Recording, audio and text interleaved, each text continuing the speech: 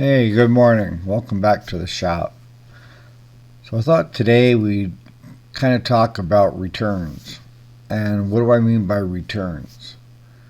Well, whether it be a part that a customer has bought from you or a unit that you repaired and they're bringing it back because they're saying it's not fixed, those type of returns.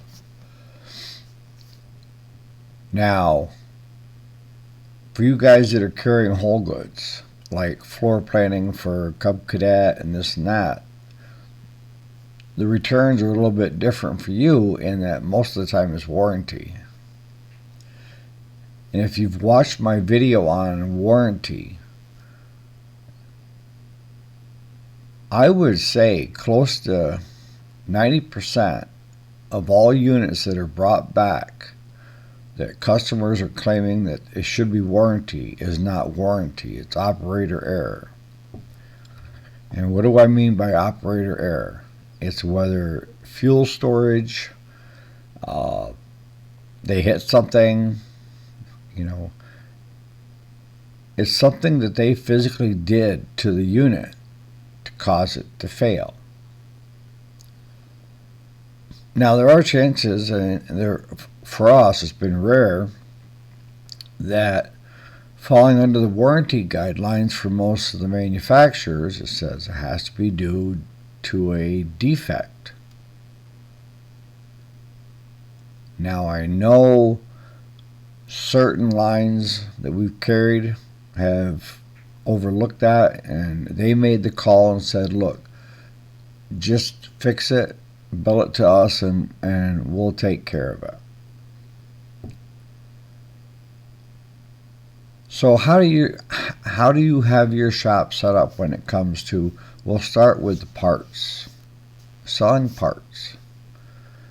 Whether you're selling new or used parts, what kind of a return policy do you have when it comes to that? See, here at the shop, we've had to, and it's from years of experience, we will not warranty anything that's electrical unless we install it ourselves. If the customer buys something electrical, you do not know if they went home and accidentally hooked up the positive with the negative, or what have you, and destroyed the part.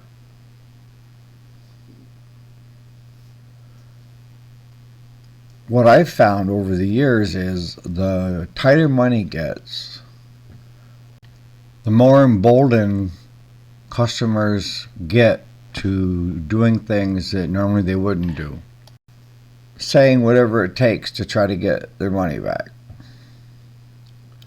I mean, I had an old fella, he'd been customers for years, but he came to return a set of mower blades. He said it didn't fit his lawnmower.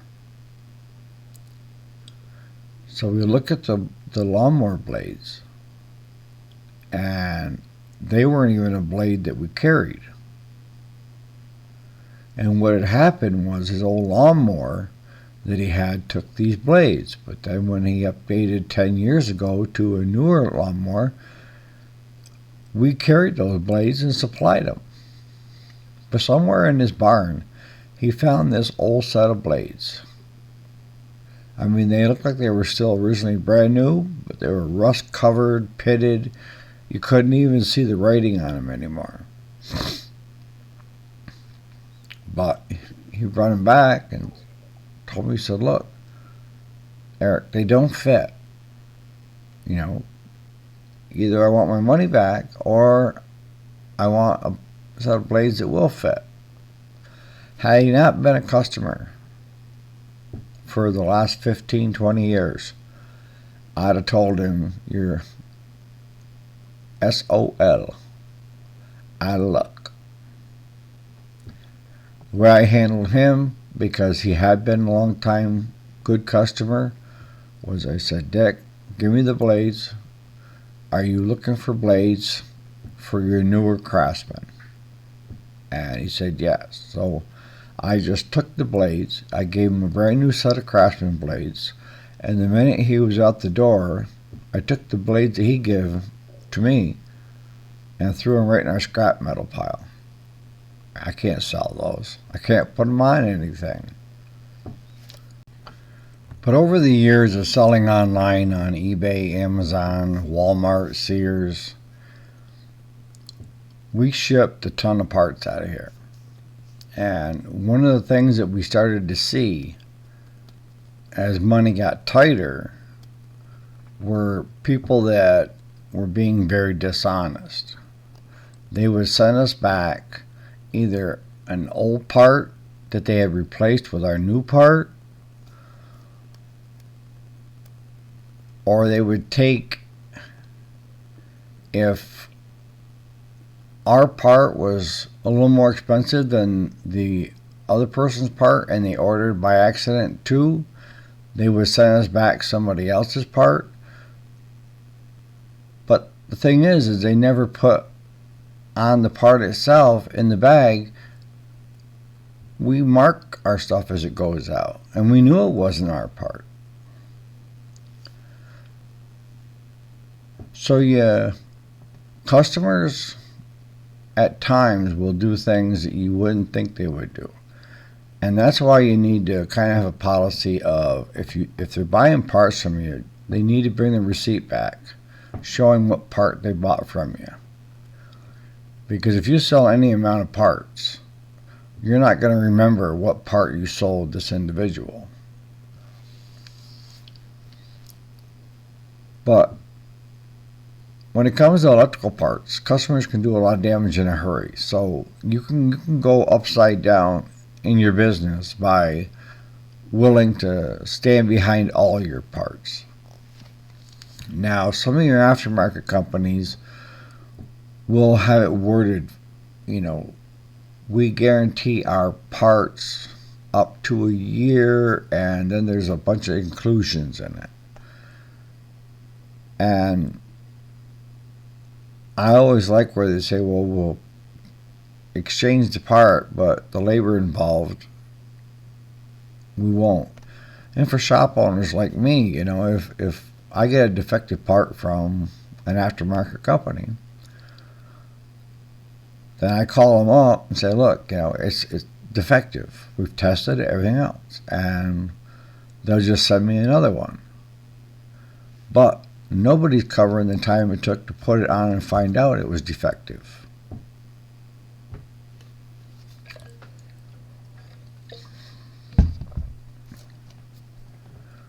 The things to be really careful about are your high-end, your high-dollar ones, like your PTO clutches that are electric.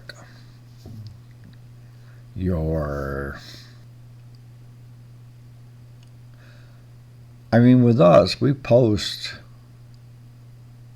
where all of our customers can see what our policies are, whether it be storage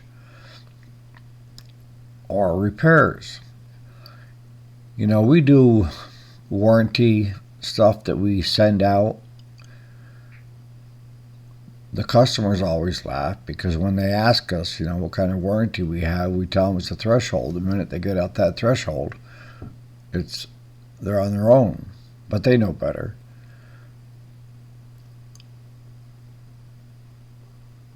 But when it comes to returns on machines that we have worked on or repaired,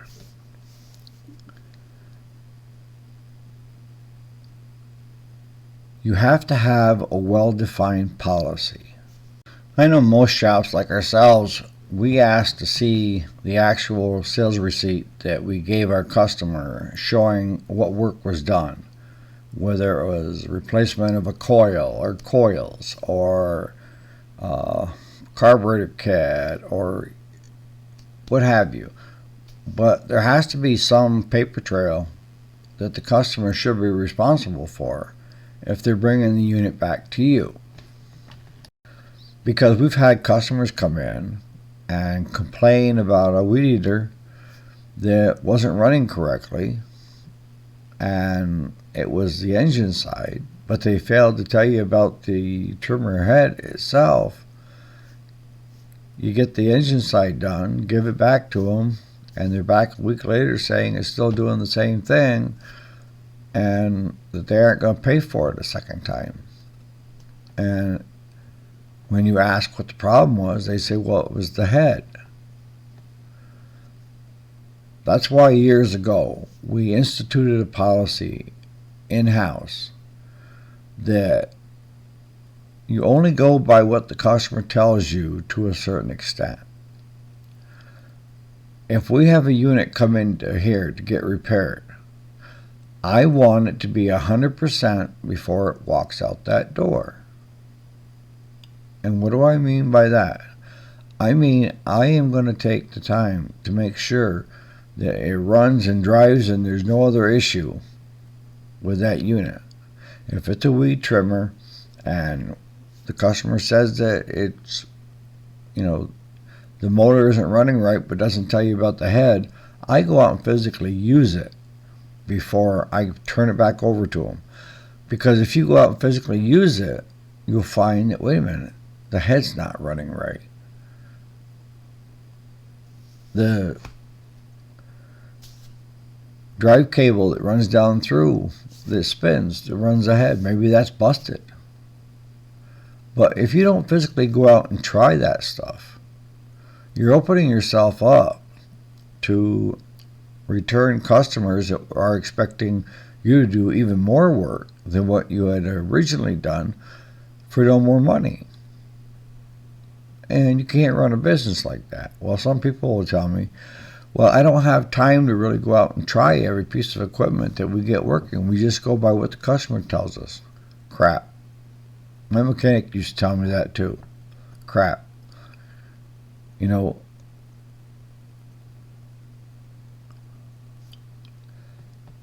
You have to make sure that every unit that goes out past your door, if you are the shop owner, is 100% ready to go. And the other thing is when you're doing warranty work on a unit, you need to be a little more specific. Somewhere on that unit, there is how do I want to word it? Serial number, something that defines that it's that unit. And you ask why. Well, because I've had a customer come in and they were buying the homeowner series steel weed trimmers for landscaping, which if you've watched prior video, I tell you that it's not going to hold up. They were never meant to hold up to the Pro Series. That's why I tell the landscapers and stuff, get in the Pro Series as quick as you can, because if not, you're going to go through a lot of homeowners in a short amount of time. But he brought us a steel weed trimmer, and the head unit was bad on it. And he wanted us to swap the head out. So we did.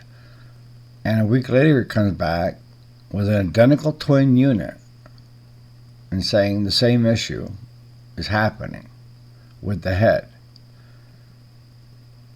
Now, I knew by looking at the head unit, the bump knob and stuff, that wasn't the one that we put on it. That we didn't carry that brand. That was a steel brand.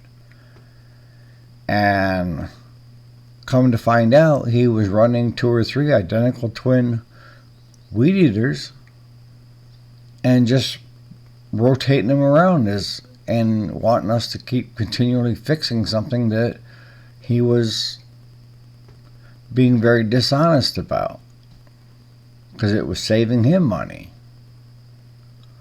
So, I mean, you have to get down to specifics, because as we get older, especially like me, sometimes it's hard to remember what the unit was that came in that we worked on. So what I ask our mechanics to do here is find something that on that unit that tells me that that is the exact unit that you worked on. Don't just put down steel FS something weed trimmer. That's not going to cut it. Because if I see the same customer come back in with the same model with a different issue or the same issue, I don't have a leg to stand on. I have to replace whatever parts were there. And I think that the more time you spend at becoming a warranty shop where you warranty your repairs on used equipment, the more customers you have and the ones that you know are a little on the shifty side. So I think you're getting the drift of what this video is about, and that is doing your due diligence when it comes to taking customers' machines in, getting serial numbers, and even you mechanics out there, or you shop owners that are wearing umpteen hats of being the mechanic, the salesperson, and all that, that you need to make sure that unit is 100% before it goes out. Because if not, that customer will be back and will be expecting you to finish the repairs on your dime. So how do some of you shop owners out there handle this type of issues? And what do you do about it? I'd like to know. And anything that I'm missing that would be good ideas in regards to this issue or the video. On that note, you guys have a great day. And thanks so much for all the comments that you have been posting. They've been great. And if you have other topics you'd like to hear me talk about, I'm more than willing to talk about them. So on that note, we'll catch you on the next video. Thanks so much for watching.